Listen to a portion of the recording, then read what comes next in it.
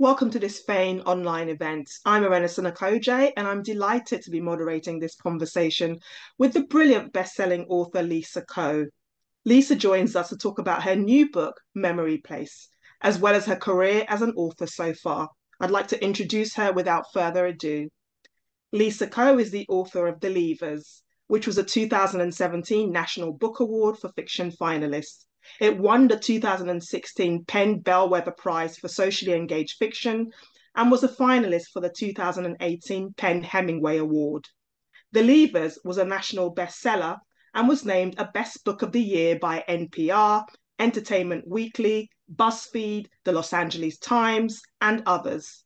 Ko's short fiction has appeared in Best American Short Stories, and her essays and nonfiction have been published in the New York Times, The Believer, and elsewhere. Lisa, thank you so much for joining us. Welcome. The memory piece is really this brilliant dystopian offering about these three Chinese American friends navigating these different spaces of activism, performance arts, and the world of art and friendship and discomfort, but it also tackles these like big themes. So economic divisions, hypersurveillance, gentrification. It's a big, ambitious book.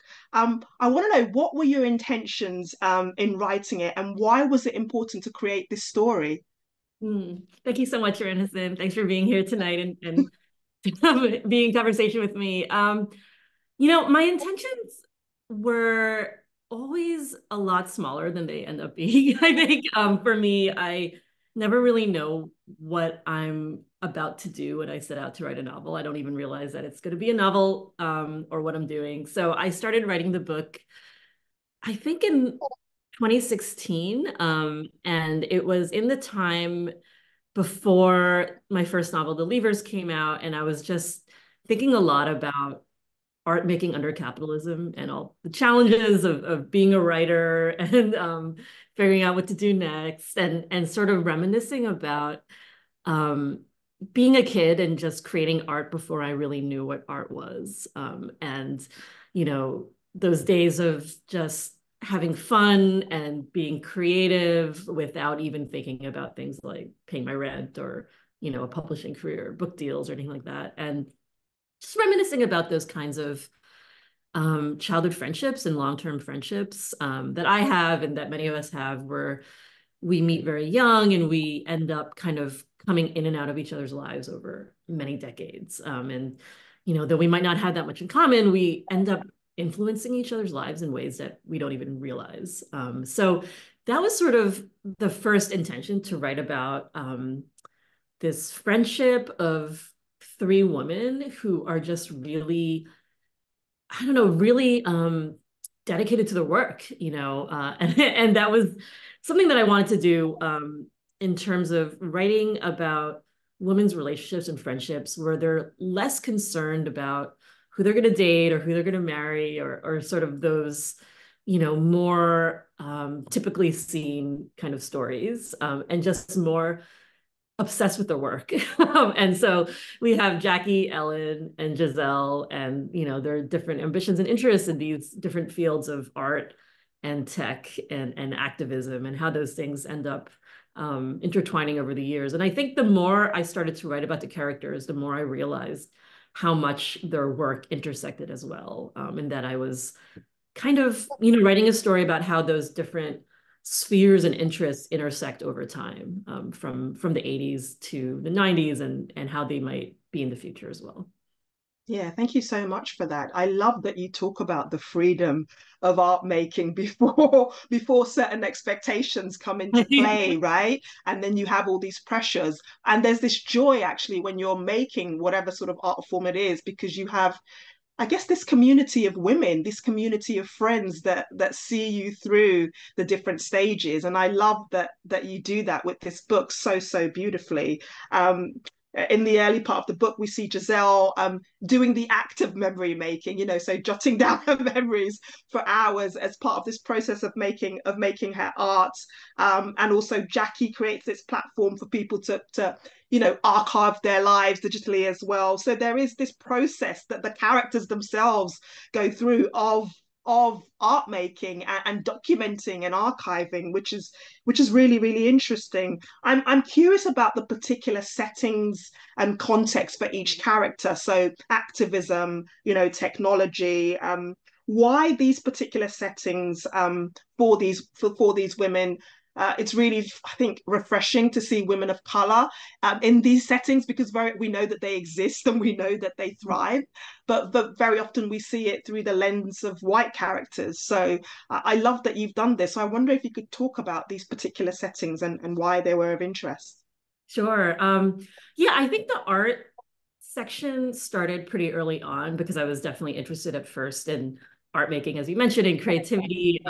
Always, I don't know, I've always just been really interested in these performance, I don't kind of endurance conceptual performance artists, many of whom are men, some of whom are women, but doing these very like one of Giselle's inspirations is the Taiwanese American artist Taishing Shea, who's known for doing these year-long durational art pieces. There's one where he lives in a room for a year. There's one where he's tied with a rope to another artist for a year. There's one where he punches a time clock every hour on the hour for a year. And I feel like those pieces always seemed very absurd to me. Like when I first heard of them, I was like, how can you spend a year of your life doing this? What does that even mean? And I also realized they spoke to me very deeply as somebody who's always been concerned about using my time well. I think coming from like an immigrant family and just sort of the pressure to like, I don't know, make your time count and to like do work that, that matters and use your time well. And here were these artists sort of making art that was about the passage of time, sort of about wasting time. So one of the questions that came up to me was like, what has to be in place in your life for you have the ability to make these kinds of art pieces, right?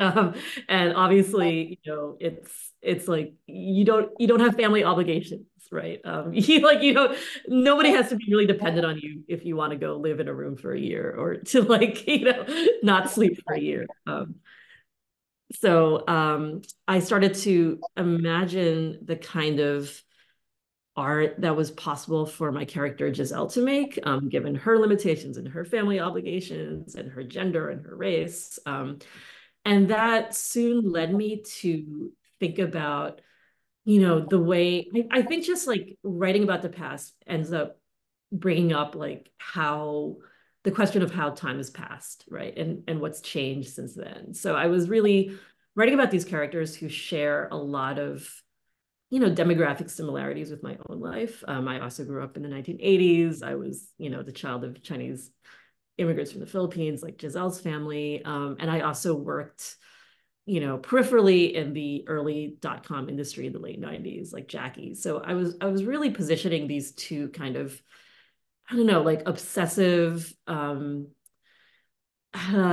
creative ways of living, like through like the early internet years, which were seen in a way as like kind of mode of creativity for Jackie, and the art industry, right? And so those things kind of started out the trajectory of the book, and then Ellen kind of became a character that was inserting herself quite often into the narrative. She was a friend of both the characters, and she was sort of like a nosy neighbor character. And I realized that she was actually the third main character. And it just kind of happened organically that, she was kind of this moral mirror, I think, for both Jackie and Giselle, where they're struggling with these questions about, you know, what kind of choices do we have to make around funding our work and like funding our creative projects. And here's Ellen, who sort of opted out of all of it and, refurbished the squat and kind of opted out of the system as a whole. And it made these questions of, what's possible in terms of doing creative work in a city that's undergoing massive gentrification, a lot more central to the book, where Ellen is sort of the character who's both fighting against that gentrification and being like extremely affected by it firsthand. Yeah, and that's a really intricate and complex balance to present, this process of art making, and how difficult it can be, how tricky it can be, especially as a woman, and a woman of color. And in a way, the ways that you've presented these characters, navigating these spaces, especially the performance art element of it kind of feels really radical, in that sense, like using those lived experiences and trying to, I guess, create what, or find what an authentic life is. What does that feel like? What does that look like? How can you live it and still pay the bills as an artist, right? Because we all go through that process. So I really, really love that you do that. And I was curious about who you drew inspiration from or influence from, in that regard. I saw that on Twitter you retweeted a review from The Atlantic, about the book, and they compared it to kind of the literary tradition of writers like George Saunders, Dana Spiotta, Don DeLelio, which is a huge compliment. But I was also thinking that your work reminds me a little bit of like Jennifer Egan, and what she was doing with, A Visit from the Goon Squad, and the Candy House, all these explorations around identity and class, and technology, but in a slightly different way. So I wondered, yeah, who those influences were for the book, if any. Yeah, I mean, definitely Jennifer Egan is like a writer whose work I've looked up to so much over the years, and I love what she does in both those books that you mentioned with time and structure, and also, the intersection of tech and art, I think are so central, to her work. Dana Spiotta, who the article mentioned, who I'm like extremely flattered to be even mentioned in the same sentence with, I think is somebody who also does that so well in her books. I'm a huge fan of hers. I loved her book, Innocence and Others, which has two female friends who've known each other since childhood and become filmmakers, and end up making different choices in the kind of art they make and the kind of film they make based on, their class and their own values. So that was a book that I think was also influential. Yeah, I also just did a lot of like research that, ended up being important to the book from reading artist biographies. Part of Giselle's section is, you know, hopefully being written in the style of an artist biography. So it's trying to portray her in third person, and her development over time, and like, tracing a trajectory of her work. So Chris Krause's book After Kathy Acker was an influence on that. It's sort of an unconventional artist biography looking at Kathy Acker, written in just a very innovative way. And also, I don't know, I enjoyed reading novels that use structure and kind of were written in thirds. So Trust Exercise by Susan Choi was a book that came out in the past few years that I think has a really interesting structure, and has three different narrators over time. So that was also something that was an influence.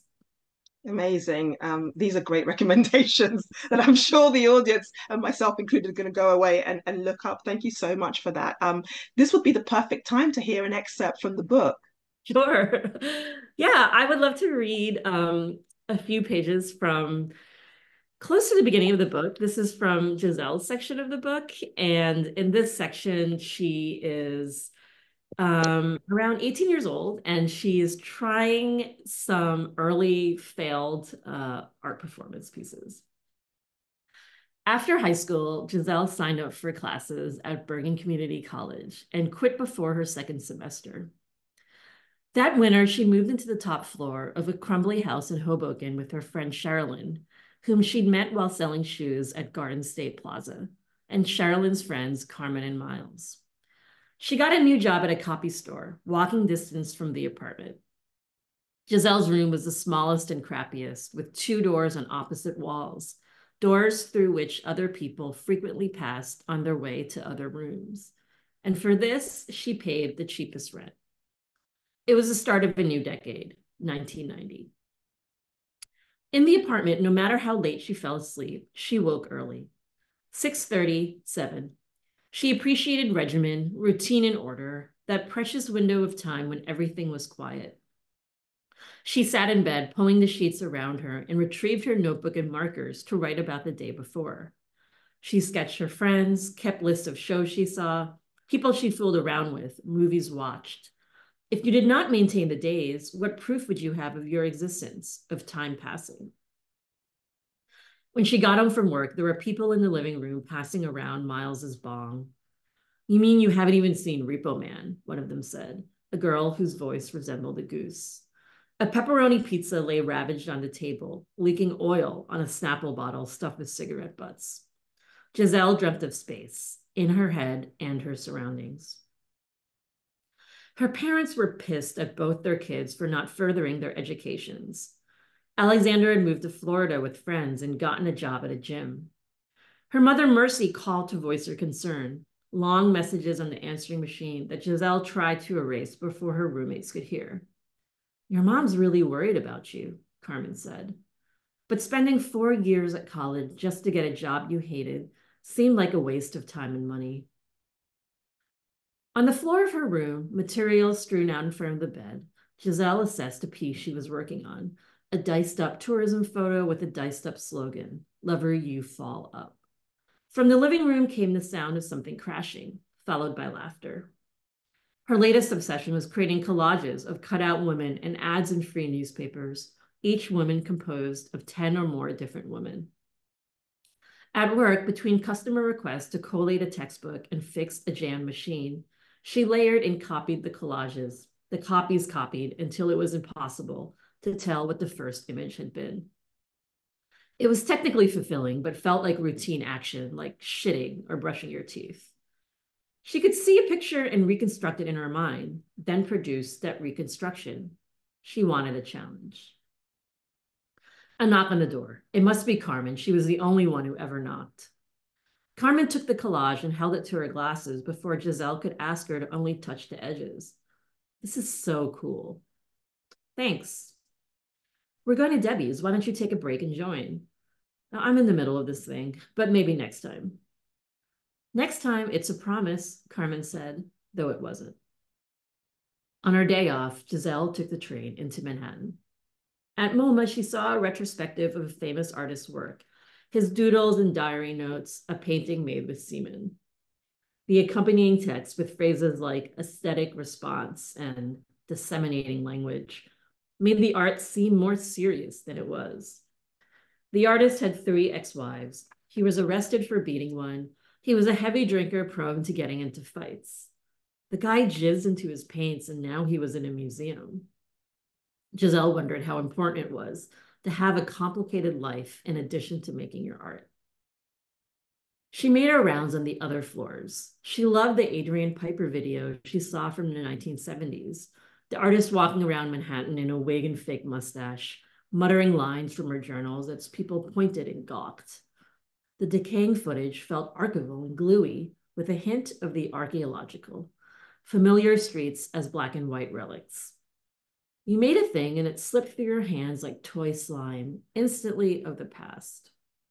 She loved Gretchen Bender's riot of music and TV clips, mashed together and beamed onto 13 surround sound monitors, reminiscent of Giselle's own childhood VCR cuts. It was freeing, joyful, to let herself succumb to the wall of lights and noise. The Jenny Holzer slogans in all caps italics, subliminal in the repetition, and sexily authoritarian. Giselle wanted to be able to replicate the feeling of seeing these pieces, but how? She wanted her work to provide a container for the uncertainty and overwhelm of the future, an expression of her concerns and a way to corral them. Circle Piece, 1991.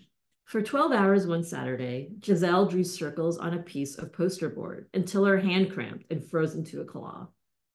At first, she felt uncomfortable, then enraged and gloriously emptied, like the time she posed for a life drawing class at a community center and the pain of holding herself still passed into a euphoric state of blankness.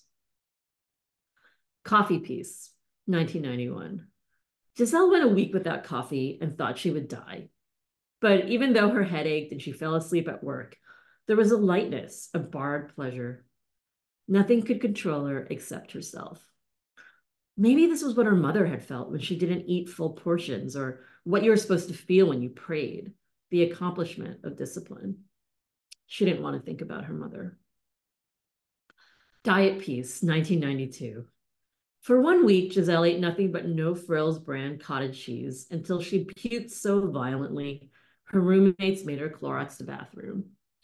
Miles said, "Can you make less gross art next time?" Now, even thinking of cottage cheese made her stomach tighten. All right, I'll stop there with that lovely image. That is an appropriately lovely image to end on. That was so wonderful and quirky and playful, also really sharply observed. So thank you for that treat. I really enjoyed listening to that. I could have just gone on listening to you read so beautifully. I want to talk about what some of the difficulties were with this novel for you, because it's such an ambitious book. You know, it's quite daring. There are multiple perspectives. It's playful with form. It's sort of forward thinking as well, and it's tackling big themes. What were the tricky aspects of working on this book? Because tackling like a couple of those things is hard enough, but all of them, it's really a high wire act. So I'm not only super impressed and slightly envious, I would love some insight into how you overcame some of the tricky aspects. Yeah, that's a great question. I think that the biggest challenge was trying to figure out what the novel was. I mean, maybe that's always a challenge, I think, for me when I write novels. I don't know about you, but like I'm very envious of when people are like, well, I know what I'm doing, and I write an outline, and I know the story, and I write clear to the end, one draft, and then I make another draft and send it into my editor, and I feel like that's always my intention. When I set out to write a new novel, but it never it never ends up being the case. So it's always a sort of 5 to 8 year journey of just sort of being lost in the woods for about 7.5 of those years. So I feel like part of my process is just you know writing to figure out what the book is, and that just for me involves just a lot of getting things wrong and wrong turns, or maybe I shouldn't say wrong, just turns that end up being in the long run the way to point towards the right turns because there are turns that maybe work less. So there are just so many different versions of the book, I think, that all led me eventually to what it is now. So there were versions in which one of the characters died young. There was a version that had like 7 different narrators. I wrote like an entire like 30,000 words and threw it away, where the characters are involved in actual time travel.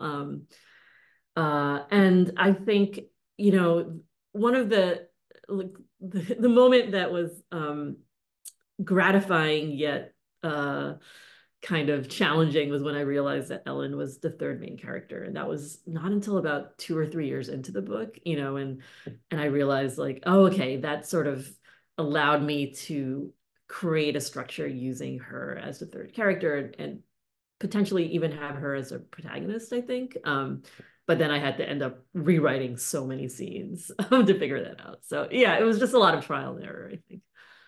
That's so honest. And when you were saying that, I was nodding at everything internally. Like, oh my goodness, she's really speaking my language. This is exactly the process for me, Oh, figuring out what the novel is, yes, right? That is a huge part of it, because really for a lot of us we don't know until we go through that right. process that involves multiple drafts and killing characters off and recreating setting, so it's all I think the right terms in a way, Exactly. as you so beautifully phrased it. I think everybody has a different process. I have a friend who is very structured. She Mhm. knows exactly what's going to happen in each chapter, and she writes that down before she go. I mean, so It organized. never Whereas changes. It's just like, I mean, yeah, but I'm the opposite. So I think everybody's process is really different. So it's really insightful to hear you say that. I'm not only impressed by the ambition and scope of your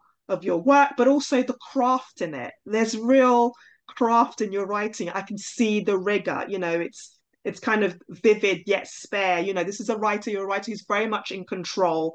How did you come to your aesthetic as a writer? Because that's something that intrigues me, the way an artist comes to their style, their aesthetic, what that feels like, what goes into that. Because I think that process can be illuminating, but also quite elusive. In that, you know, you practice and practice and practice until you arrive to that place, and you don't necessarily know how you can explain it to people, but then you kind of sit in it and you really occupy it so beautifully. So yeah, I'm curious about that. That's a great question. Yeah, it's interesting. It's like I know what it is, but I can't. As you mentioned, like it's hard to like,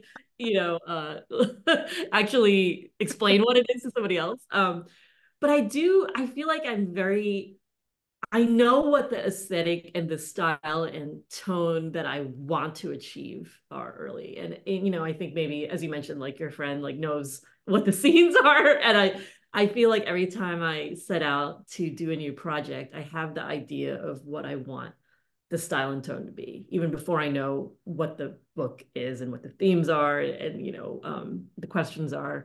So I felt that I wanted the book to be, as you mentioned, like more spare, and to have a sort of like coolness to the tone, I guess, and a little more stripped down. And a lot of that just came through like like I'm an enormous overwriter, so I probably wrote the word count amount of like 3 times as much of what appears in a novel and then deleted obsessively. And yeah, and I do like I just find I don't know, I grew up playing the piano for many years, so I was always very interested in music and rhythm and the way the sentences sound. So I'll end up like I'll just read my work aloud multiple times and sort of really try to pay attention to the way that the sentences feel in my body and like the way they sound read aloud versus on the page. Yeah, and like the sort of kind of musicality, I guess, to the way the words are. Yeah. That's such a brilliant tip, actually. I think a lot of writers don't do that. They don't read their work aloud when they're working on it. And I love that you say you do that to kind of pay attention to the rhythm of what the sentences sound like and how it feels, because actually the work takes on a different dimension when you read it out loud. It's like it becomes fully bodied, even more so than on the page. So you can hear things that you may not see on the page, that you might need to adjust and adapt. So yeah, it's such a useful tip.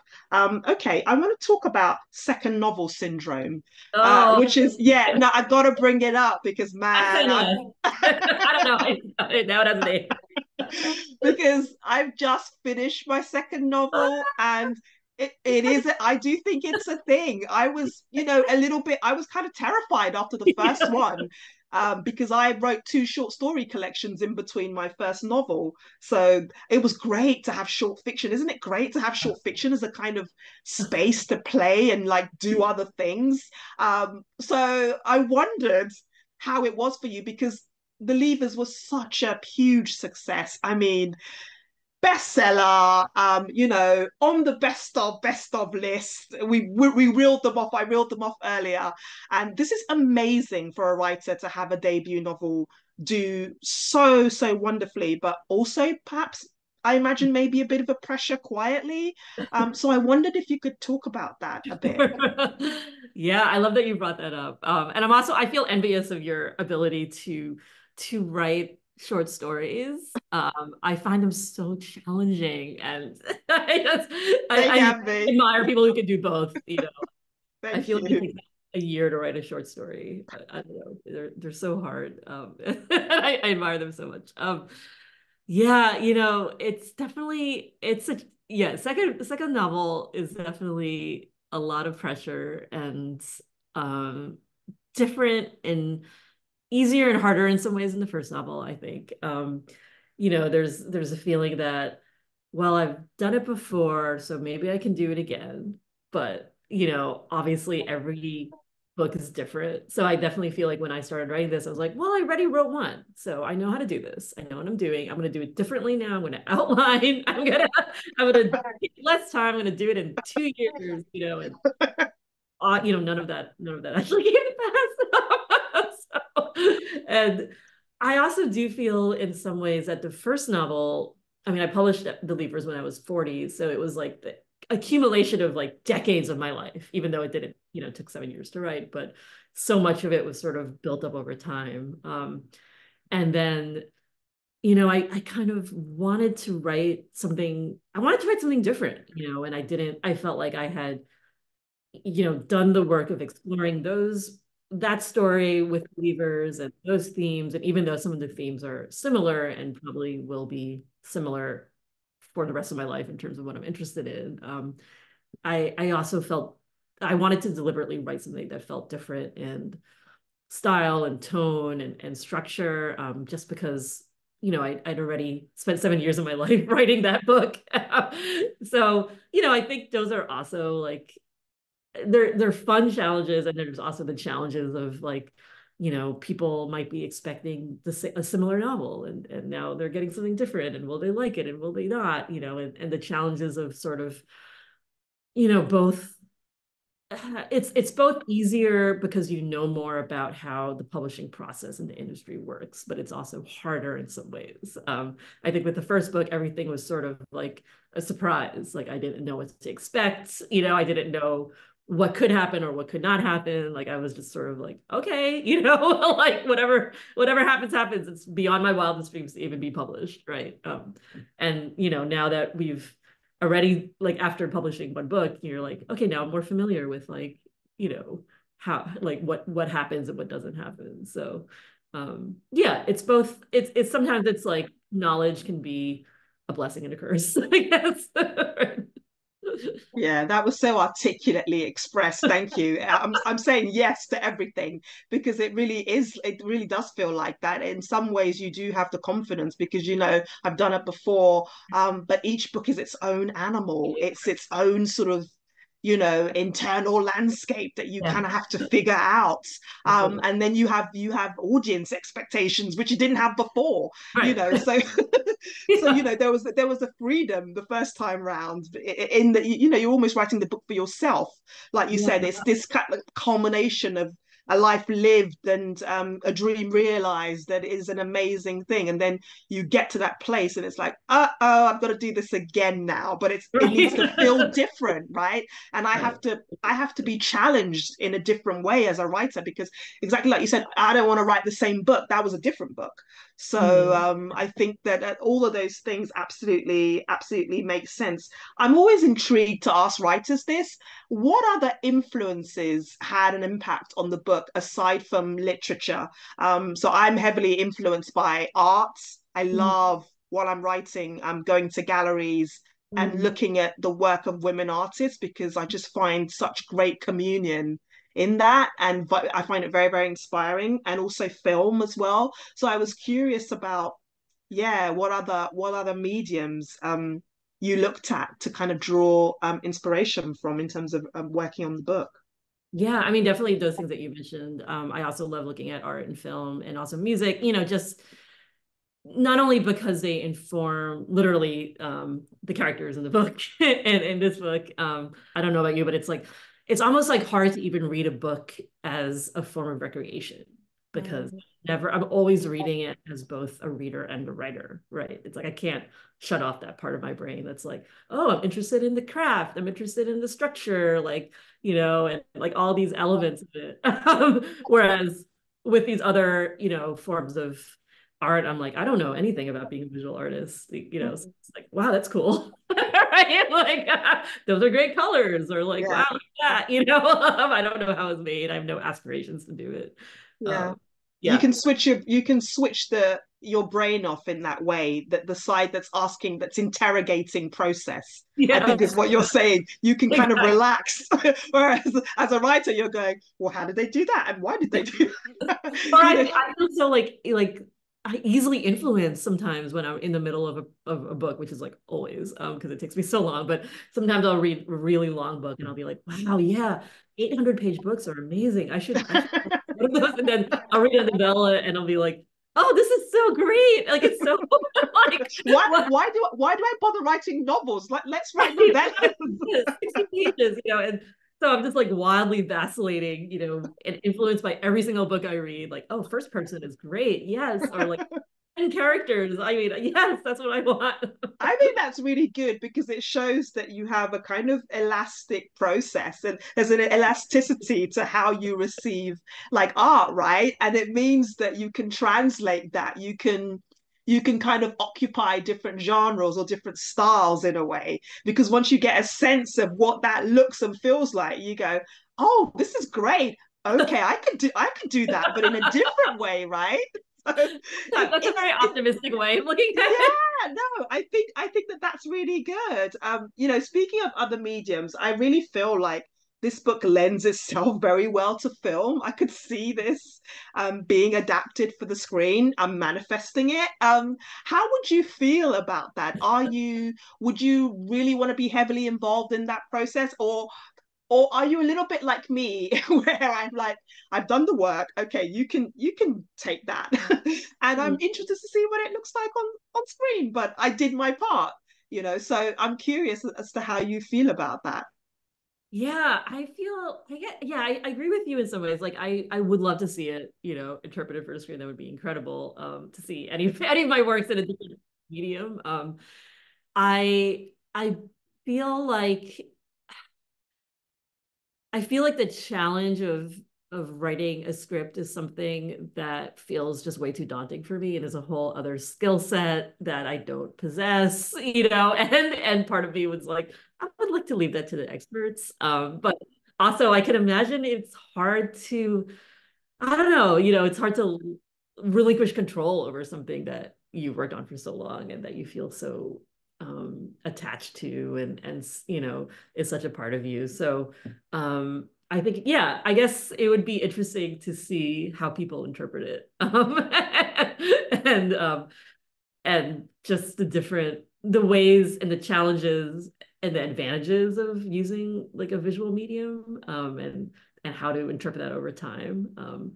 So yeah, I don't think I would like to be heavily involved. It just feels like, after working on this for a number of years, I'm kind of ready to have it go out into the world on its own. Right. Yeah. I'm manifesting that into being. And also as writers, we have so many ideas. We're like on to the next one, halfway through writing the book that's out, and there's another one waiting in like so you have this kind of roster of books in your head already to kind of get through. I'm curious as to how the state of the world right now is affecting you as a writer. There's some terrible things happening, but there's also lots of joy as well. How is that influencing you? Because writers and artists, I think, often respond to these contexts in really interesting ways. It can make you think about areas that you hadn't necessarily thought about writing in before. It can make you pause and just take stock for a bit, like, wow, I've been working really hard. Actually, I want to sit back and just enjoy this period for a moment. So there are different ways that people respond, but I was curious as to how it's affecting you. Yeah, that's a great question.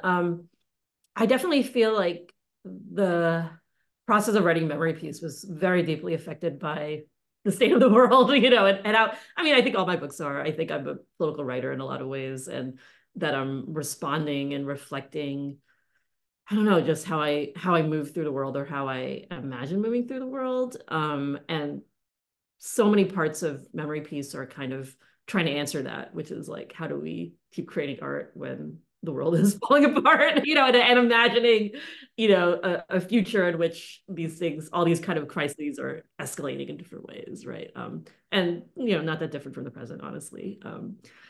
So yeah, I think it's really, I don't know, the book itself is trying to answer that question by saying like, you know, as you mentioned, crises will keep happening, but also we could keep surviving and creating in spite of it. And, you know, it's emphasizing really the value of connection and creativity and community, as well as, you know, political action and mutual aid and all the things that the characters are involved in. So I think part of that was trying to answer that question for myself, right? You know, and like how do I keep creating art, and what is the point to making art? You know, sometimes I don't really know, and it feels really hard and very dissonant. Even just like coming out with a novel and promoting it right now at this time feels very dissonant. There's so many seemingly more important things. There are genocides, there's climate crises, there's, you know, authoritarianism, like all this is happening. And it feels also very hard to like be posting on social media and say like, buy my novel, right? You know, Right. trying to like, you know, balance those parts and trying to, I don't know, just, you know, it's something that I think I struggle with myself. You know, making room for all of it, I guess. And trying to feel all of it and respond to all of it, and not saying that, you know, there can only be despair at the expense of joy. There could only be joy, and everything. We have to block everything else out. So yeah. Yeah, no, thank you. That was such a beautiful response. And like you said, multiple things can coexist. You know, the book, I think, really answers that question so well, about the state of the world, because it both reflects the state of the world, but also the joy of art making and the value of it, because it really is hugely vital, even as writers, when we don't feel like that sometimes because we produce the work. But what it does do is it opens up people's minds in all sorts of ways, and gives people comfort, you know, during really difficult times. You know, a book can change someone's life, a piece of art can change somebody's life, you know. So I think that yeah, being aware of all those big questions, but also, yeah, like you said, just the idea of community and valuing that, and drawing from that as sustenance to keep going is really, really, that's one of the joys for me as an artist. I think it's just so wonderful.